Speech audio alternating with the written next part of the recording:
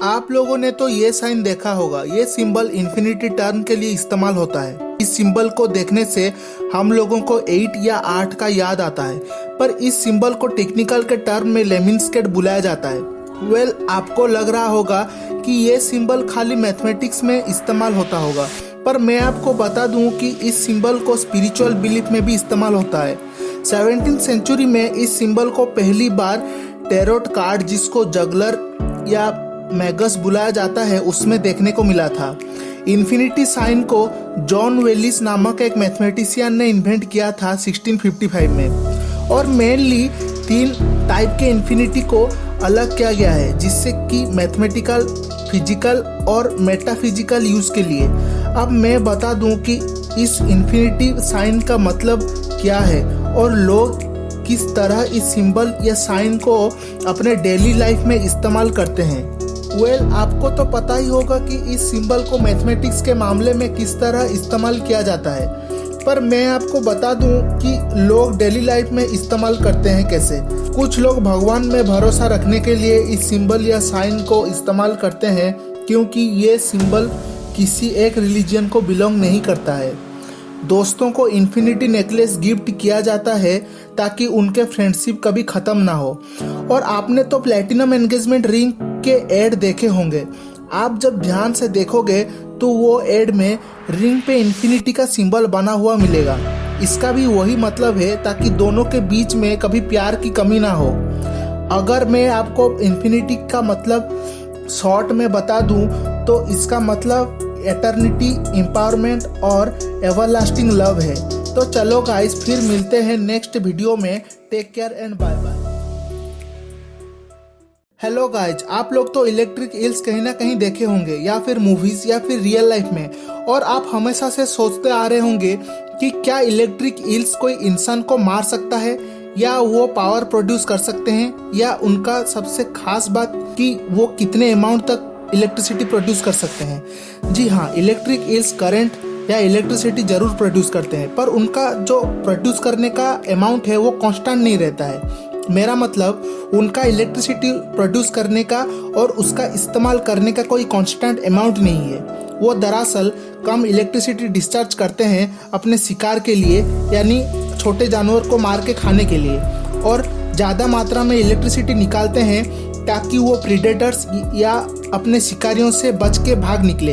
ये जब ज़्यादा इलेक्ट्रिसिटी डिस्चार्ज करते हैं तो ये अपने शिकारियों या प्रीडेटर्स को स्टन करके भाग जाते हैं। अब सवाल है ये कि क्या इससे इंसान मर सकते हैं? जी मैं बताता हूँ। एक फुल ग्रोन या एडल्ट इलेक्ट्रिक ईल लगभग 650 वोल्ट तक इलेक्ट्रिसिटी प्रोड्यूस कर सकते हैं। फिर भी बहुत कम केसेस का दर्ज किया गया है जहां इंसान इनके इलेक्ट्रिसिटी से मर जाते हैं, पर इनका इलेक्ट्रिसिटी में इतना कैपेबिलिटी है कि ये आपको बहुत समय तक पानी के अंदर पैरालाइज कर देते हैं अपने शौक से, जिससे कि आप डूब के मर सकते हैं। अब इनके जो मैं बहुत सारे डिसएडवांटेजेस बता दिया, पर इनके बहुत सारे एडवांटेजेस भी है। जैसे कि इनके पावर से हम अपने बॉडी के कार्डियक, पेसमेकर्स, इम्प्लांटेबल सेंसर्स या फिर प्रोस्थेटिक ऑर्गन्स ठीक कर सकते हैं। हम लोग इन्हें एक नॉर्मल मछली के तरह खा भी सकते हैं, पर इनको पकड़ना बहुत मुश्किल होता है और इनके शरीर के ज़्यादातर हिस्से हड्डी है और खाने लायक ज़्यादा कुछ है नहीं। तो फिर मिलते हैं गाइज नेक्स्ट वीडियो में। Take care and bye bye. Hello guys, आप लोगों ने तो नींबू खाए होंगे। उसका टेस्ट कैसा लगता है? ऑब्वियसली खट्टा लगेगा, और स्ट्रॉबेरी भी खट्टा लगता है, पर नींबू जितना खट्टा नहीं रहता है वो।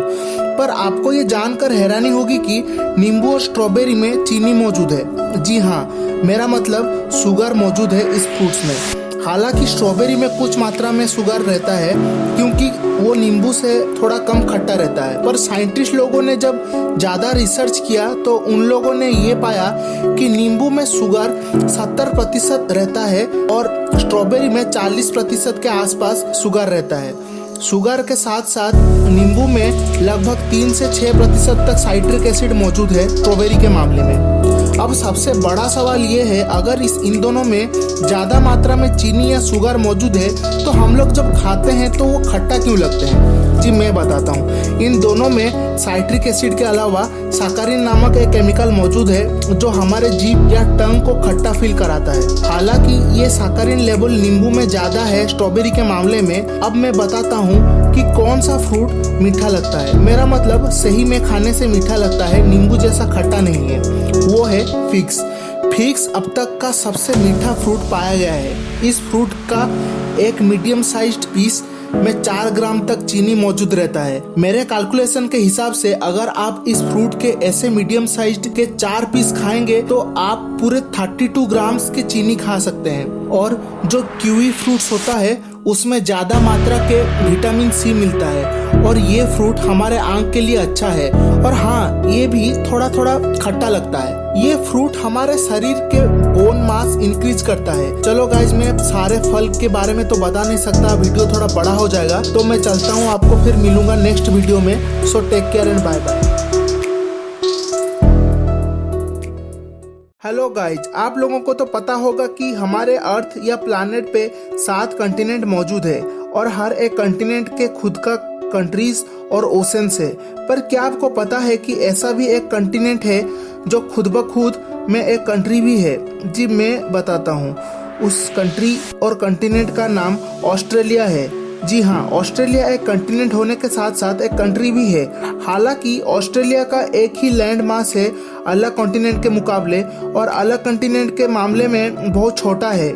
ऑस्ट्रेलिया साउथ पैसिफिक ओशन और इंडियन ओशन के बीचों बीच में पड़ता है, इसलिए ऑस्ट्रेलिया के चारों तरफ खाली पानी ही पानी मौजूद है और इसी कारण से इसे एक आइलैंड कॉन्टिनेंट भी माना जाता है। मैं आपको एक और इंटरेस्टिंग फैक्ट बताता हूँ। क्या आपको पता है कि कौन सा कंट्री है जो सबसे छोटा है और ना ही उसमें कोई नदी, पहाड़ या लेक्स मौजूद है?